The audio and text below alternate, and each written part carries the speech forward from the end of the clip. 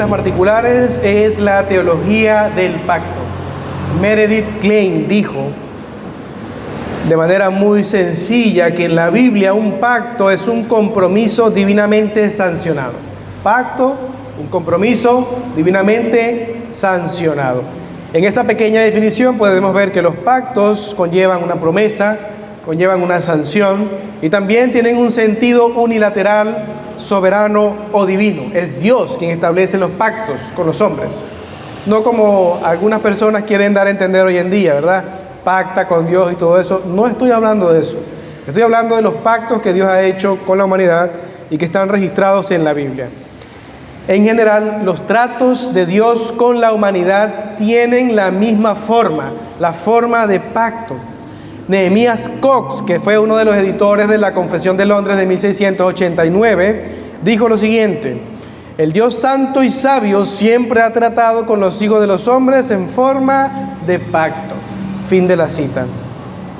Esto se observa, por ejemplo, con Noé, con Abraham, con Moisés, con David. Dios hizo pactos y esos pactos nos muestran la estructura de la Biblia. Samuel Waldron también dijo: los pactos divinos son el marco de la historia de la redención y hasta proporcionan la estructura básica de la misma Biblia. O sea, la estructura está marcada por los pactos que Dios ha hecho a lo largo de su revelación. Reconocemos entonces que hay tres grandes pactos revelados en la Biblia: el pacto de obras hecho con Adán, el pacto de gracia o el nuevo pacto de gracia relacionado con Cristo, y el pacto de redención, que en términos de la Confesión de Londres es una transacción federal eterna llevada a cabo entre el Padre y el Hijo. Así que brevemente voy a definir, obviamente esto es extenso, se han hecho cursos enteros sobre la teología del pacto, se han escrito libros y demás, pero yo solamente voy a decir algo breve sobre cada uno de estos pactos.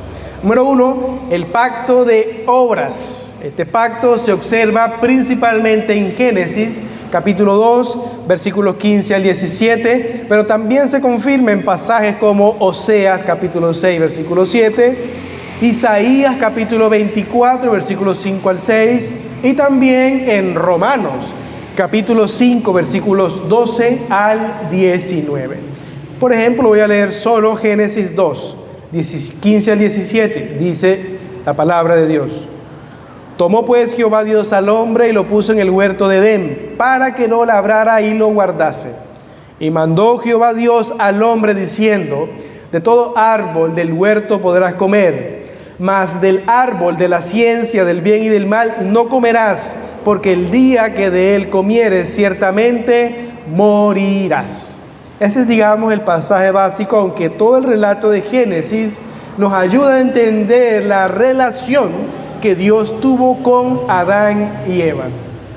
Se llama pacto de obras porque el disfrute de la promesa dependía de la obediencia de Adán.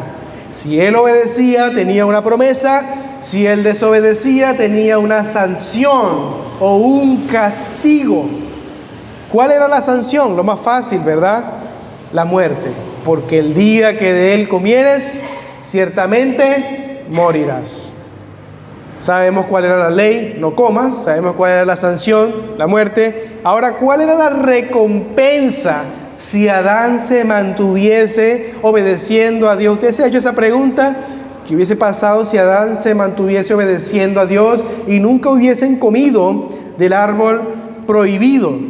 Bueno, la promesa era la promesa de vida eterna.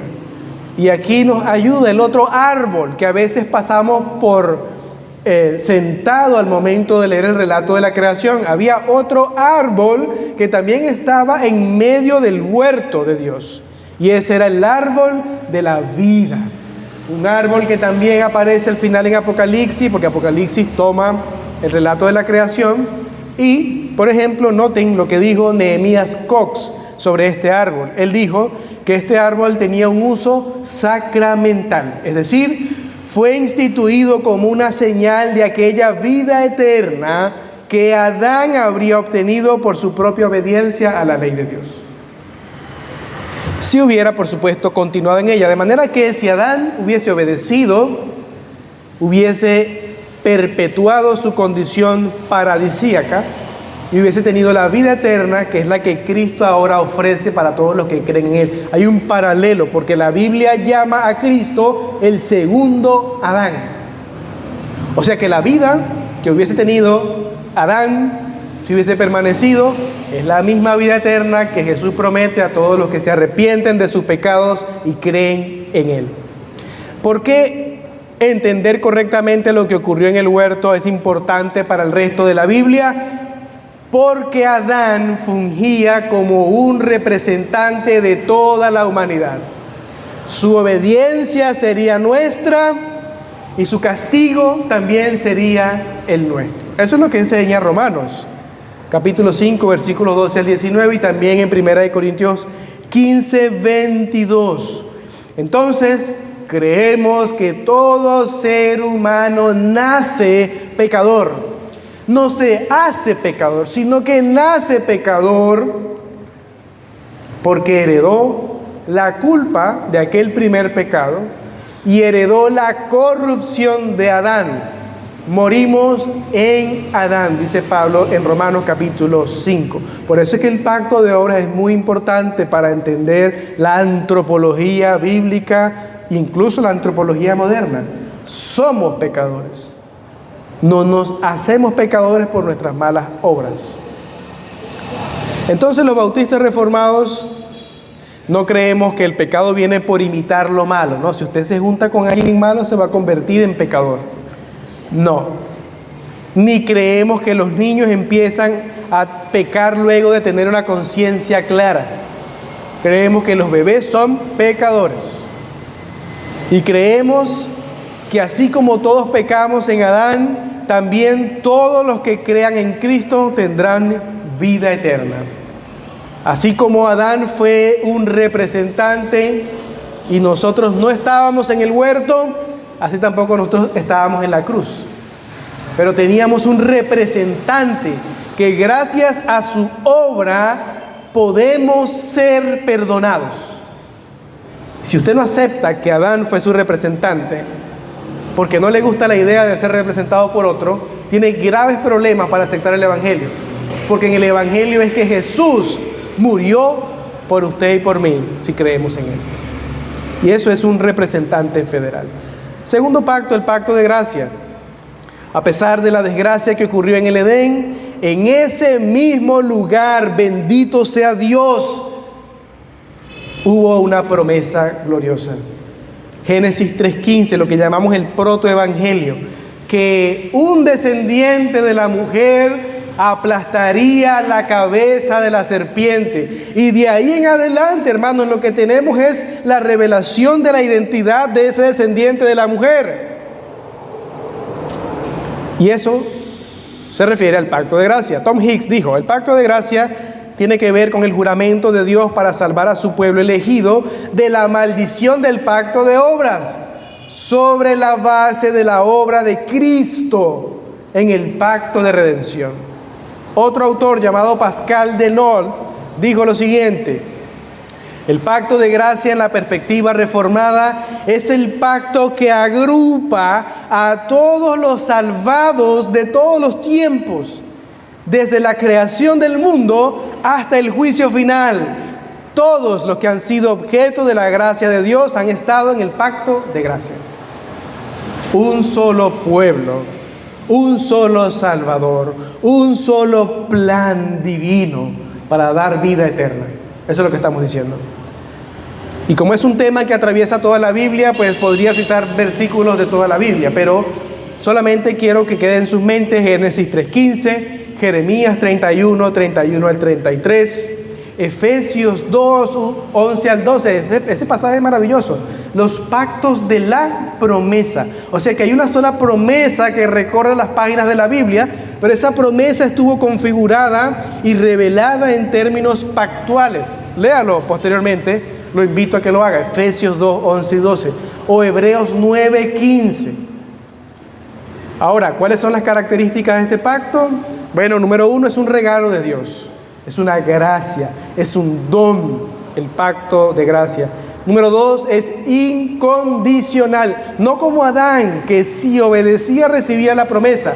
No, aquí en Cristo es incondicional, no depende de nuestras obras, dependió de Cristo y su fidelidad.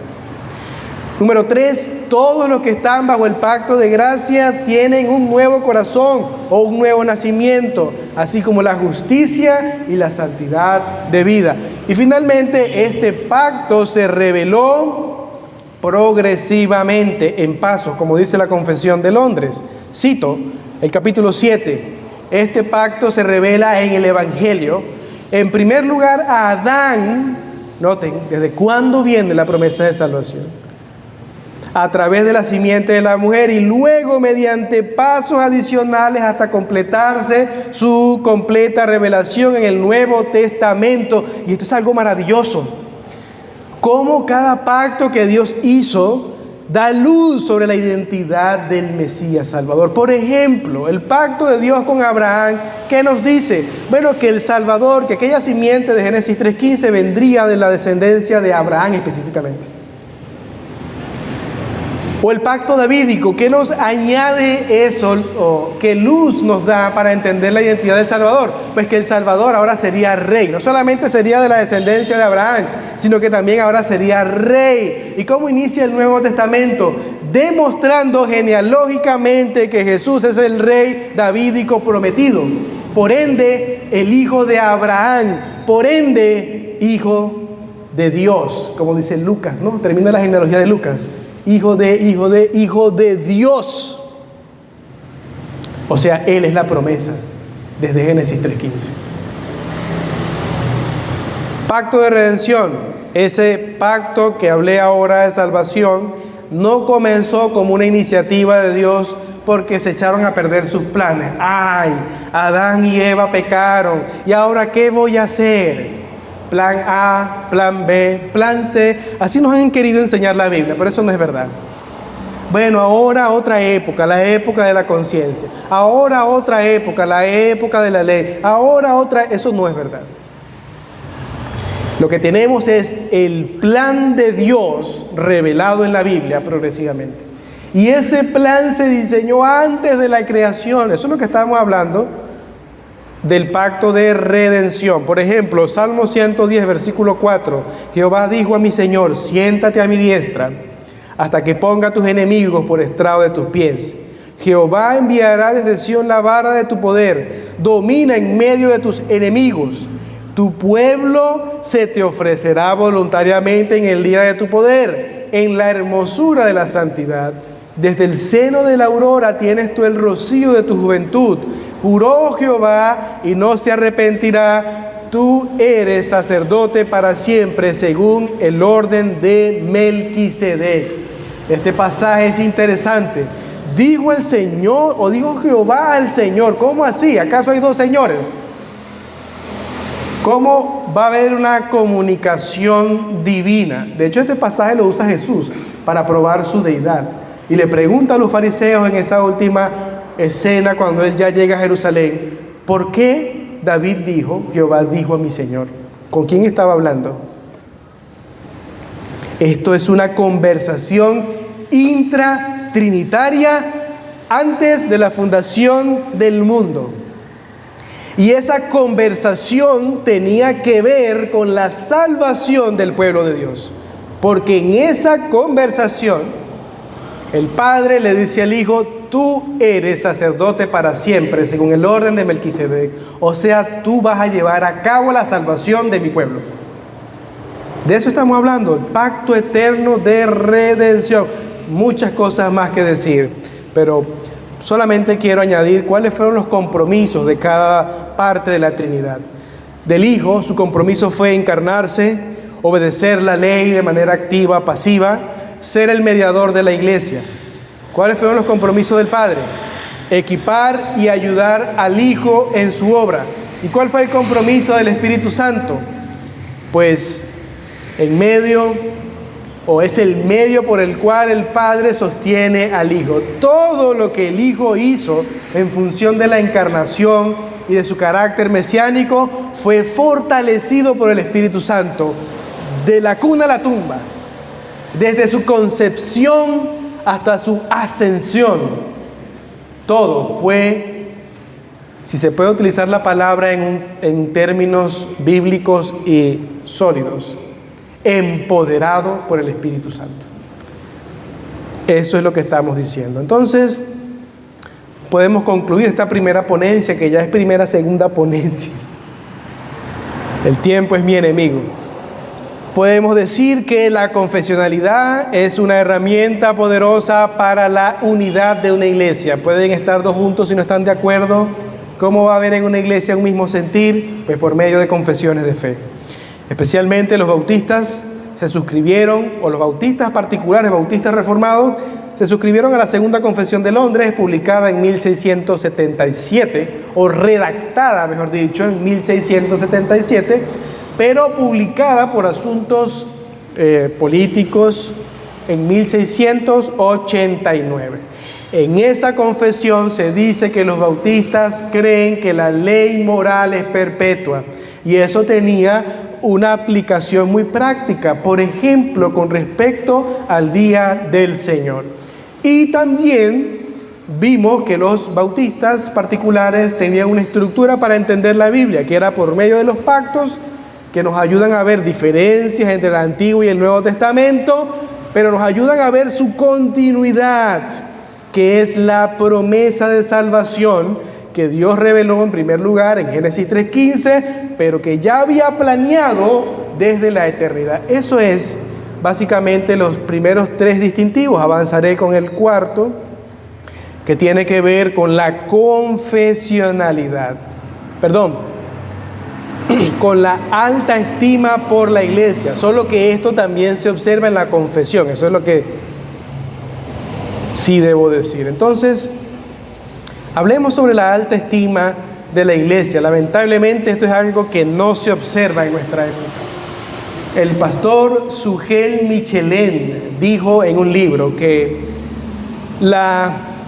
el materialismo, la individualización o el consumismo que se observa en nuestra sociedad también ha permeado a la iglesia evangélica, al punto tal que muchas personas quieren tener sus propias reglas,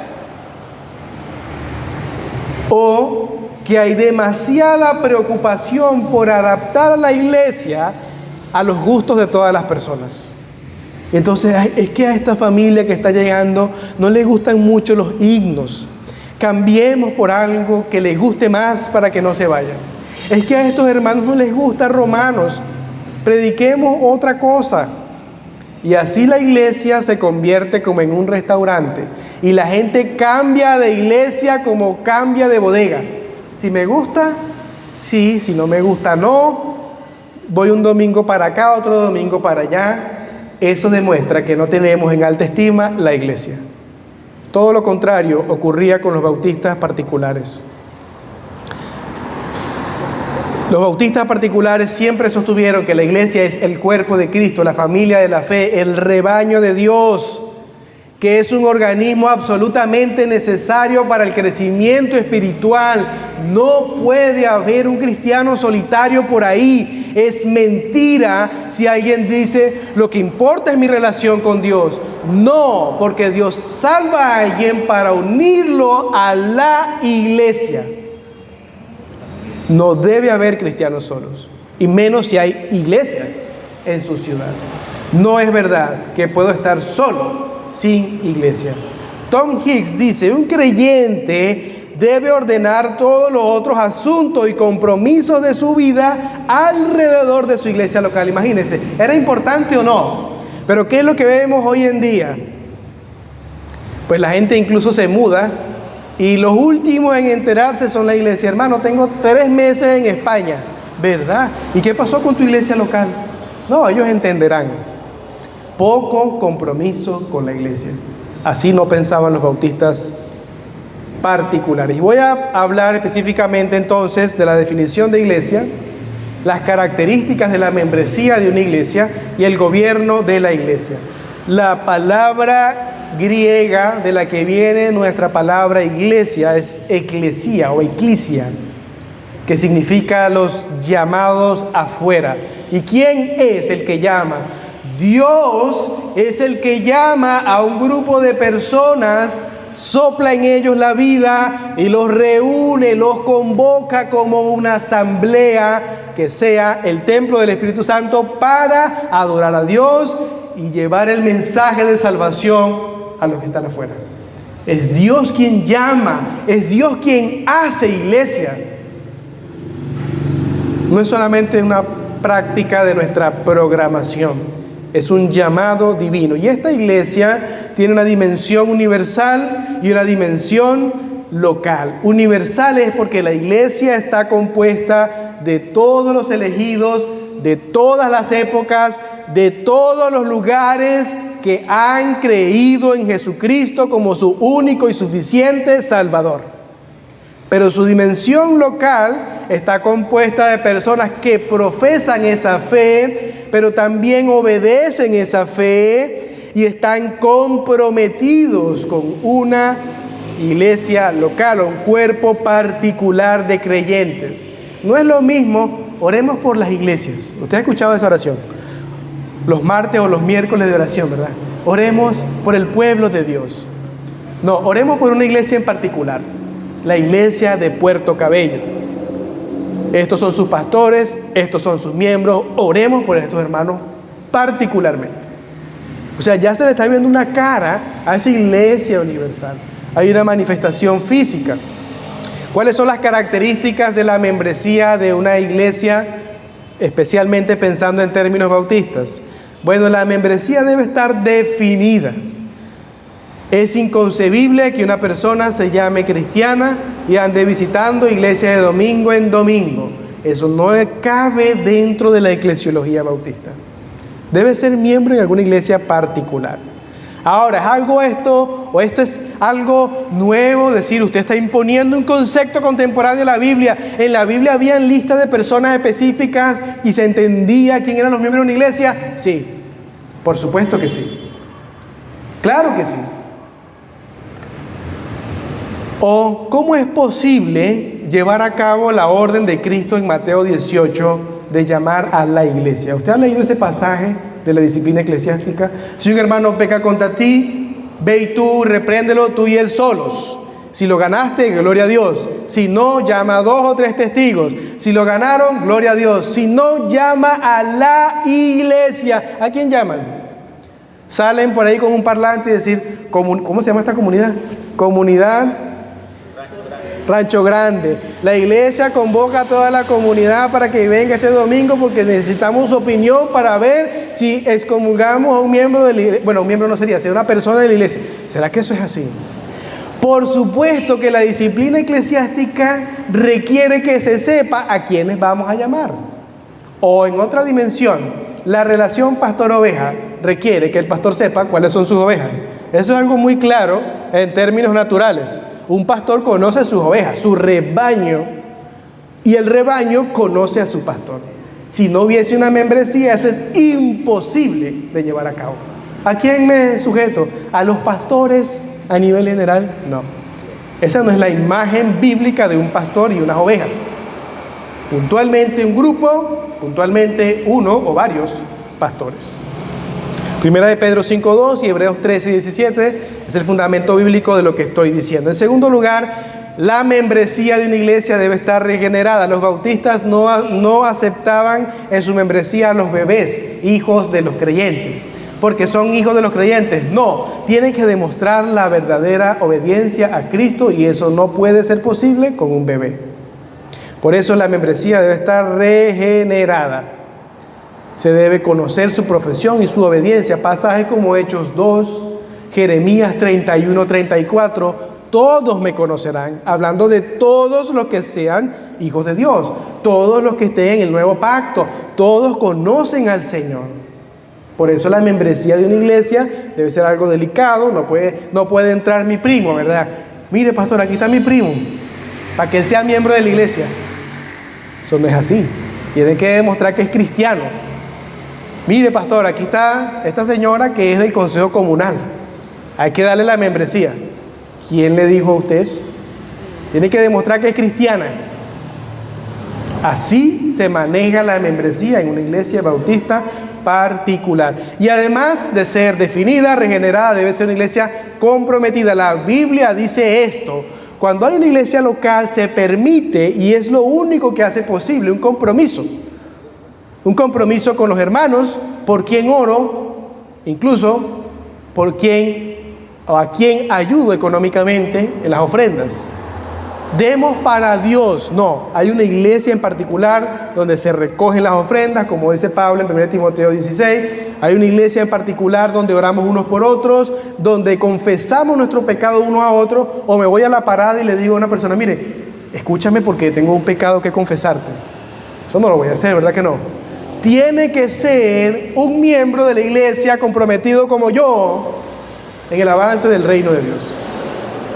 Y esa es la edificación mutua, la ayuda, el confesarse los pecados mutuamente. Solo es posible con una membresía comprometida. Muy bien, voy rápido, ¿verdad? Otra característica de la eclesiología bautista es el gobierno de la iglesia.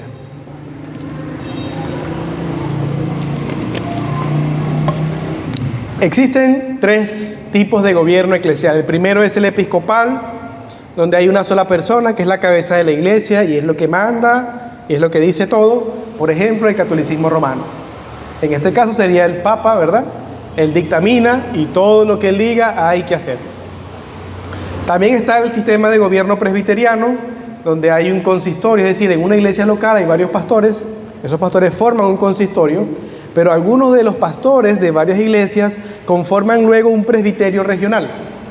Y luego varios pastores de ese presbiterio regional en varias partes del país hacen una asamblea, ya digamos más arriba en esa pirámide de autoridad, de tal manera que esa jerarquía permite cierta injerencia en la toma de decisiones en las iglesias locales, que son las que están abajo.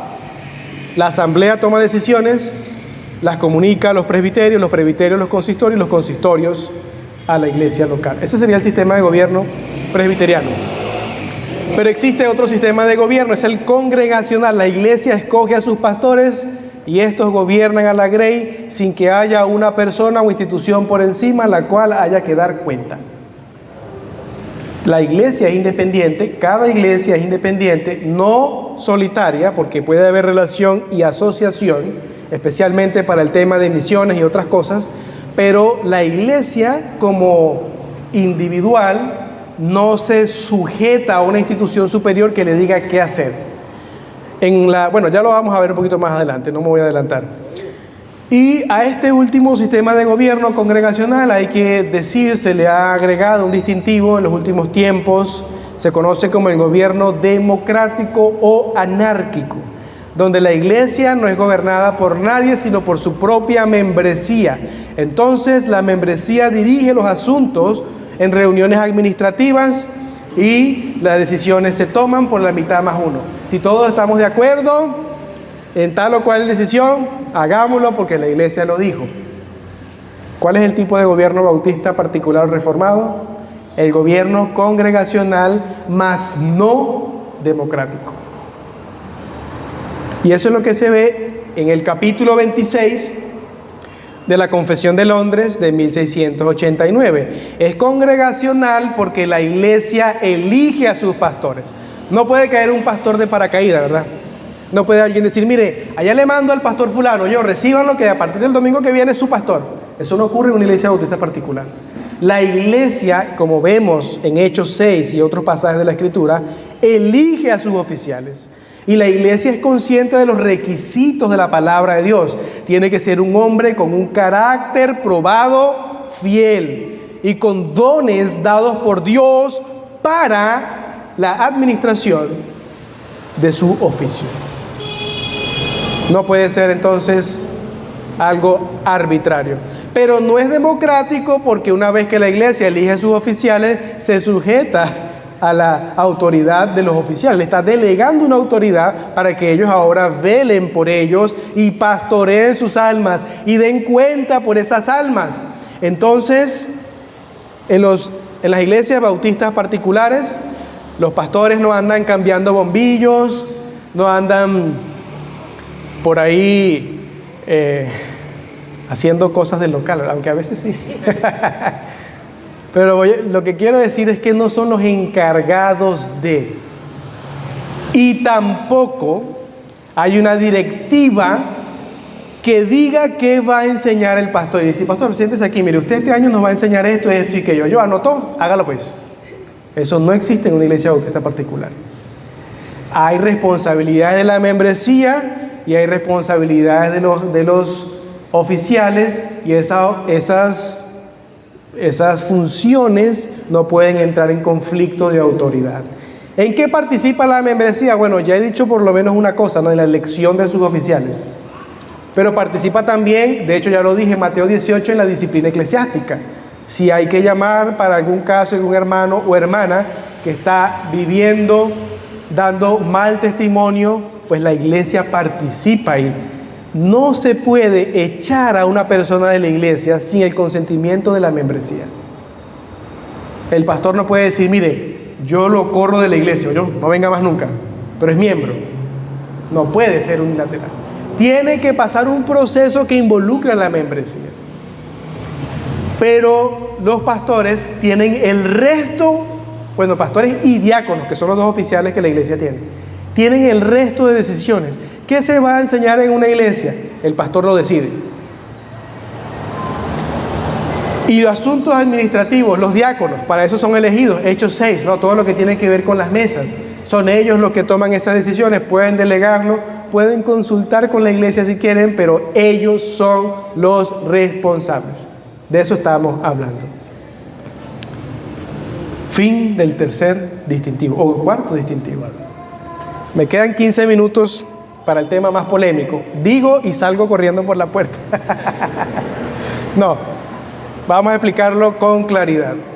El último distintivo de los bautistas particulares quizás es el que genera más debates y tiene que ver con la adoración pública cuando la iglesia se reúne. Voy despacio para que notemos eso. Lo que voy a decir a continuación tiene que ver, una vez más, con la adoración pública cuando la iglesia se reúne como iglesia.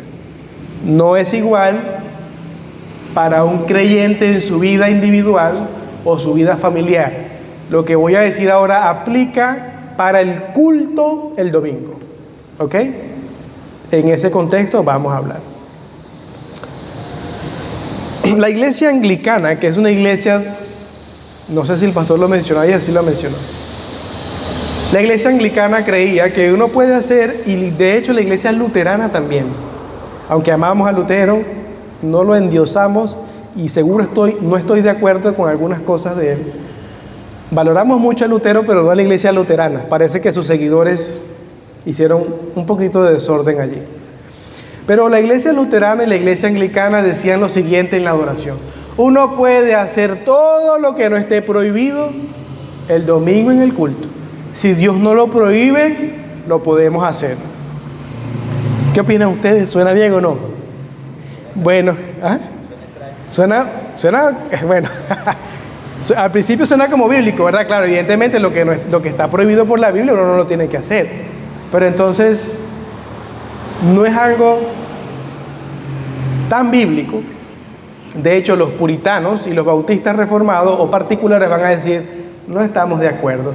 No solo no debemos hacer lo que Dios prohíbe, sino que debemos hacer lo que Dios manda. Y ahí está la diferencia. A eso es lo que llamamos el principio regulador de la adoración.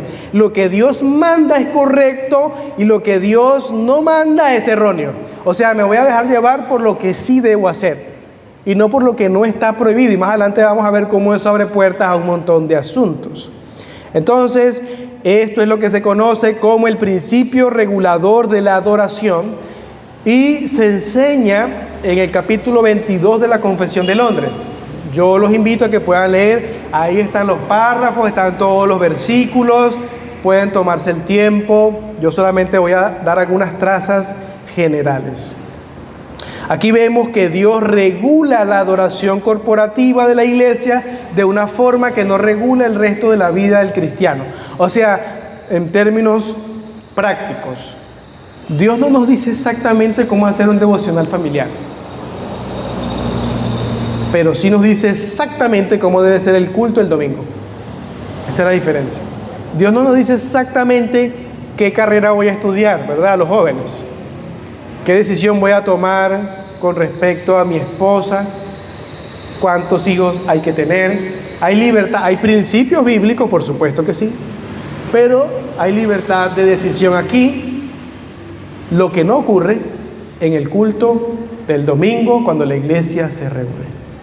Entonces, lo que voy a hacer es dar algunas afirmaciones generales, sustentarlas bíblicamente y después vamos a ver qué es lo que Dios sí manda y, por supuesto, si hay libertad o no dentro de lo que Dios sí manda. Entonces, primera afirmación: solo Dios tiene el derecho de decir cómo debe ser adorado. ¿Quedó claro? Porque Él es Dios. Solo Dios tiene el derecho de decir cómo debe ser adorado. El ejemplo característico aquí lo encontramos en 1 de Crónicas, capítulo 13 y 15. Esto es cuando David intenta llevar el arca del pacto. Recuerdan ustedes, ¿verdad? El arca del pacto intenta llevarla a Jerusalén, pero a David se le ocurre una brillante idea. Decir, ¿qué tal si el arca la subimos en un carruaje y entonces la llevamos de esa manera para allá? Bueno, la gente se supone que es el rey, sabe lo que hace y lo que dice. La monta en ese carruaje que Dios no había prohibido. Noten cómo es el asunto. ¿Dios prohibió montar el arca en un carruaje? No. Pero Dios sí mandó qué había que hacer. Era cargarla a pie por ciertas personas de la tribu de Leví y ellos debían ser los encargados. Pero resulta que en el camino entonces este carruaje trastabilla, ¿se entiende ese término? Se tambalea y Usa le pone la mano, claro, algo indigno, como el arca va a caer en el barro, ¿verdad? Se ensuciará. ¿Qué es más sucio, el barro o la persona?, decía un autor. Entonces Usa coloca la mano sobre el arca, tratando de hacer algo bueno, como nosotros también, ¿verdad? Muchas veces, tratando de hacer cosas buenas por Dios, tratando de ser creativos, pone su mano y Dios lo mató. Tremendo. David se siente mal y avergonzado. Dice, es que yo, si es verdad, capítulo 15, las cosas hay que hacerlas como Dios dice. Porque en términos de adoración, solo Él tiene el derecho de dar instrucciones. Segunda afirmación, inventar algo es sugerir que la Biblia no es suficiente. Segunda de Timoteo 3, 16 y 17 queda claro, ¿no? Toda la escritura es inspirada por Dios y útil, dice un montón de cosas, ¿no? Para instruir, redarguir, corregir, para que el hombre de Dios sea perfecto, enteramente preparado para toda buena obra. ¿Qué falta en la Biblia para lograr ese fin? Nada. Entonces, cuando yo añado algo que no está en la Biblia al culto de adoración, estoy diciendo, a la Biblia le faltó esta buena idea. Solo que como estábamos en el año 2026, no se incluyó esta idea, pero yo creo que es buena idea. Entonces estás diciendo que la Biblia no es suficiente. Es una buena pregunta, ¿no? De hecho, cuando añadimos algo ajeno a la Biblia en nuestro culto, tendemos a despreciar lo que Dios sí ha mandado. Samuel Waldron dice lo siguiente: esta tendencia está ilustrada en iglesias evangélicas actualmente, donde los anuncios triviales, la música especial, los tiempos para testimonios y cosas parecidas a estas dejan solamente 20 o 30 minutos para la predicación. O sea, se llena el culto de tantas cosas que finalmente, pastor, predique 10 minutos. Yo, porque es que después se nos hace tarde. ¿Cómo así? Si debería ser la predicación de la palabra lo principal en el culto. De hecho, oramos según la palabra, cantamos según la palabra, hacemos la cena del Señor porque es lo que dice la palabra y predicamos la palabra. La palabra de Dios tiene una centralidad. ¿Sabía usted? Por eso es que en las iglesias evangélicas el púlpito siempre debe estar en el centro y lo mayor, lo más grande que debe verse es el púlpito. ¿Por qué? Porque hay una centralidad en la Biblia, en la palabra de Dios. No pueden quedar 10 minutos para el sermón. Tercera afirmación, la Biblia condena expresamente toda forma de adoración que Dios no haya mandado. Vaya conmigo por favor a Deuteronomio 12. Deuteronomio 12, 29 al 32. Ya estoy terminando, hermanos.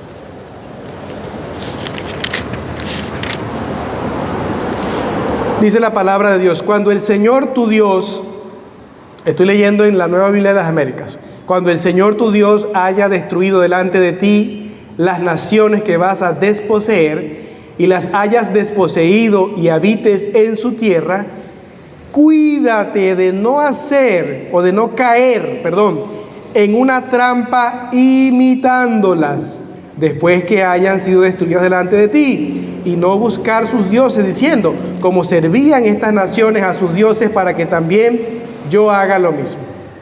No procederás así para con el Señor tu Dios, porque toda acción abominable que el Señor odia, ellos la han hecho en honor de sus dioses, porque aun a sus hijos y a sus hijas queman en el fuego en honor a sus dioses. Versículo 32 es genial. Da en el punto de lo que estamos diciendo. De hecho, es que estamos sacando lo que estoy diciendo es de la Biblia. Cuidarás de no hacer todo lo que... vuelvo a leer. Cuidarás de hacer todo lo que te mando. Nada le añadirás ni le quitarás. ¿Qué es lo que hay que hacer entonces en el culto? Todo lo que Dios manda. No debemos imitar. Es que, hermano, está demostrado estadísticamente que eso de un sermón unilateral donde la gente solo escucha, la gente no aprende. Y Dios dijo que prediquemos la palabra, predicamos la palabra. Hermano, es que está demostrado por los psicólogos y por la nueva antropología que deberían tener las luces como apagadas, con una música de fondo, así como un teclado, de manera que cuando ya al final y se prende una luz arriba del predicador y le ponen como más eco al micrófono, hermanos, eso va a atraer a la gente. Vuelvo y pregunto, ¿y? ¿Fue lo que el Señor mandó? No, entonces hago lo que Dios me manda. Levítico 10, otro caso.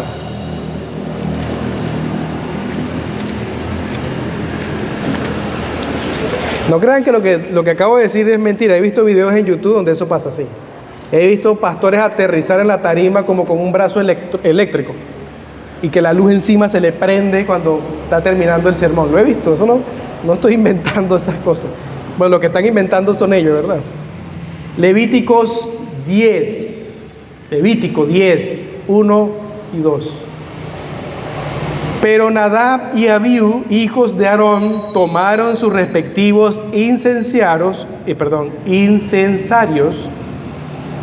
y después de poner fuego en ellos y echar incienso sobre él, ofrecieron delante del Señor fuego extraño, que él no les había ordenado. ¿Cómo es la cosa? ¿Que él no había prohibido o que él no les había ordenado? ¿Se da cuenta? Prohibió el Señor en la ley. Busque usted fuego extraño en la ley, a ver si Dios prohibió. No ofrecerá fuego extraño. Eso no aparece en la Biblia.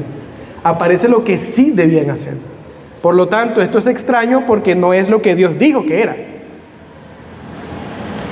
Y de la presencia del Señor salió fuego que los consumió y murieron delante del Señor.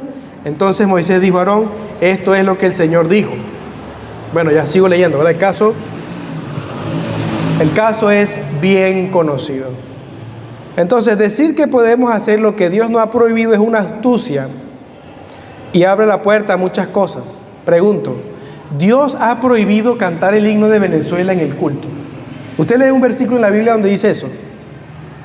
Dios ha prohibido leer y explicar Don Quijote el domingo. Hay un versículo que diga, no explicarás Don Quijote. ¿Y por qué no comenzamos el culto cantando el himno nacional? ¿O por qué en vez de abrir la Biblia no abrimos Don Quijote? Dios nos lo ha prohibido. ¿Se da cuenta el camino peligroso al que lleva decir, yo puedo hacer lo que Dios no haya prohibido? Porque es que estamos en el 2026 y cualquier cosa se nos puede ocurrir que no esté escrita expresamente en la Biblia. O sea, ese camino es demasiado peligroso. El camino correcto es hacer lo que Dios ha mandado hacer. Por eso, hermanos, bueno, permítanme, estoy tratando de sintetizar. Antes de decir lo que sí Dios mandó, deseo decir algunas cosas que los bautistas particulares no hacen en función de lo que acabo de decir. Por ejemplo, un bautista particular no va a cantar cumpleaños el domingo en medio del culto. Un bautista particular no va a presentar niños el domingo en medio del culto. Un bautista particular no va a celebrar el día de la Biblia o del pastor el domingo en medio del culto. No estoy diciendo que esas cosas sean malas o pecaminosas en sí. Recuerden una vez más, lo que estamos diciendo es que ¿qué es lo que Dios mandó para hacer en el culto? Lo que Dios no mandó, entonces los bautistas particulares no lo hacemos. Eso es complejo, ¿verdad? ¿Qué fue lo que Dios sí mandó? Tenemos, para resumir, pudiese leer la Biblia, varios pasajes, pero el tiempo ya se agotó. Capítulo 22, párrafos 3 al 5 de la Confesión de Londres. Dice, van notando los elementos de la adoración. Siendo la oración, con acción de gracias, una parte de la adoración natural, la exige Dios de todos los hombres. Pero para que pueda ser aceptada, debe hacerse en el nombre del Hijo, con la ayuda del Espíritu, conforme a su voluntad, con entendimiento, reverencia, humildad, fervor, fe, amor y perseverancia. Cuando se ora con otros, debe hacerse en una lengua conocida. La oración debe ser por cosas lícitas, a favor de toda clase de personas vivas o que vivirán más adelante, pero no a favor de los muertos, ni de aquellos de quienes se pueda pensar que han cometido el pecado de muerte. Llevamos un elemento. 2. La lectura de las Escrituras, la predicación y audición de la palabra de Dios, la instrucción y amonestación los unos por los otros por medio de salmos, himnos y cánticos espirituales, el cantar con gracia en el corazón al Señor, como también la administración del bautismo y la cena del Señor, son parte de la adoración religiosa la adoración religiosa a Dios, que ha de realizarse en obediencia a Él, con entendimiento, fe, reverencia y temor piadoso. Además, la humillación solemne con ayunos y las acciones de gracia en ocasiones especiales han de usarse de manera santa y piadosa. Como les digo, ahí están todos los pasajes bíblicos en su contexto. Por supuesto, esto requiere tiempo y explicación, pero hay un elemento aquí que debo hacer para no darme a malinterpretar. Una cosa es el elemento de la adoración que Dios manda y otra cosa son las circunstancias que rodean el elemento que Dios sí manda. Entonces puede haber diferencias cómo se ejecutan los elementos que Dios sí manda, siempre y cuando esas diferencias no desvirtúen el elemento per se. Por ejemplo, ¿a qué hora nos vamos a reunir el domingo? Eso es circunstancial. No todas las iglesias tienen que reunirse a las 9:30. No podemos decir que la Biblia dice, porque la Biblia no lo dice. El orden de los elementos en el culto: comenzamos leyendo la Biblia o cantando un himno o con las ofrendas. ¿Por qué aquella iglesia canta 3 himnos, aquella 4, aquella 2? Primero hacen la cena, luego la predicación. En ese orden hay libertad. Puede hacerse. La cantidad de himnos, incluso el uso de micrófonos y parlantes, esto es algo circunstancial. Nadie puede decir, mire, hay que predicar a viva voz, porque así predicaban la gente en el siglo I. Eso es circunstancial. Lo importante, lo esencial es la predicación. Ya no es tan importante entonces si utilizo un micrófono, un paralo, un micrófono acá, o si hacemos una acústica para que todo suene bien, etcétera. La disposición, porque mejor no colocamos el púlpito en aquella esquina. Eso es algo circunstancial que puede variar de iglesia a iglesia. Lo que no puede variar es que no haya predicación. ¿Sí me estoy explicando? Eso es lo que quiero decir con respecto a la circunstancia. La Biblia así nos dice: hágase todo decentemente y con orden. Esos son los principios que tenemos. ¿Todo qué? Todo lo que Dios manda. Decentemente y con orden. Conclusión. Los bautistas particulares se tomaron muy en serio la iglesia y la adoración corporativa. En cuanto a la iglesia, vimos la necesidad de definir la membresía, el cuidado de que esa membresía sea regenerada dentro de nuestras limitaciones humanas, porque no vemos el corazón, pero sí vemos los frutos. Si escuchamos su profesión de fe. O sea que es muy delicado la membresía y también el compromiso de los miembros. La iglesia no es un club para los bautistas particulares. No es que yo vengo, como dice mi esposa, no es Alcohólicos Anónimos. Pues somos amigos que nos entendemos y tenemos cosas en común. Es la iglesia de Cristo, columna y baluarte de la verdad. Y hay que saber conducirse en ella. Eso es lo que Pablo le dijo a Timoteo. ¿Sí o no? Entonces los bautistas tomaron muy en serio la palabra de Dios con respecto a la iglesia, al modo de gobierno de la iglesia, pero también a su adoración.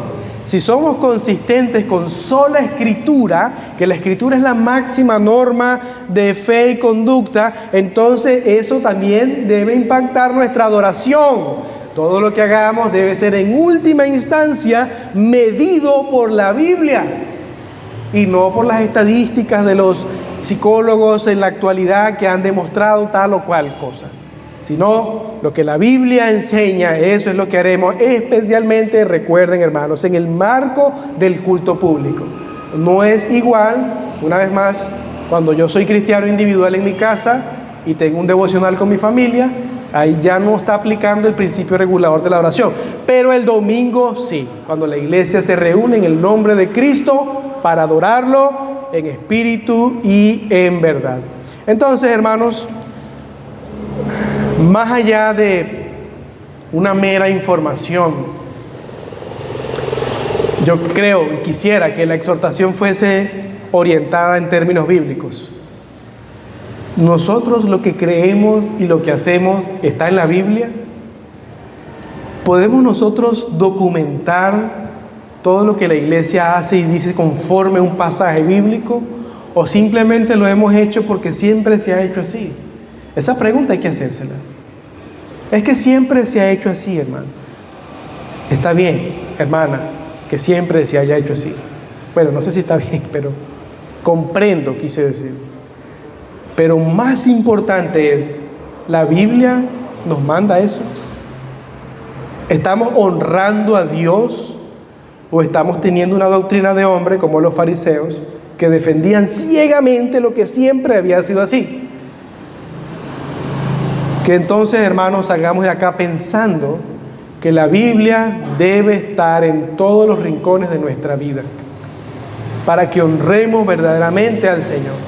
Si creemos que es la palabra de Dios, si creemos que es la máxima autoridad, que no yerra, que es infalible, que es todo suficiente para dirigir a la iglesia, entonces seamos coherentes y vivamos a la luz de lo que la Biblia enseña. Amén. Amén. Permítanme orar para finalizar. Señor, gracias. ¿Por qué? Porque tu palabra es suficiente, Señor. Es tan relevante, han pasado cantidad de años. Y tu palabra es viva y eficaz y sigue siendo útil para instruirnos, corregirnos, redarguirnos, guiarnos a la verdad. Tu palabra es verdad. Así que te ruego, Señor, por mí mismo y por esta iglesia y por todas las iglesias bautistas en Venezuela, que podamos tener ese deseo de obedecerte, de tener un buen entendimiento de la Biblia y seguirte. Te lo pido en el nombre de Jesús. Amén.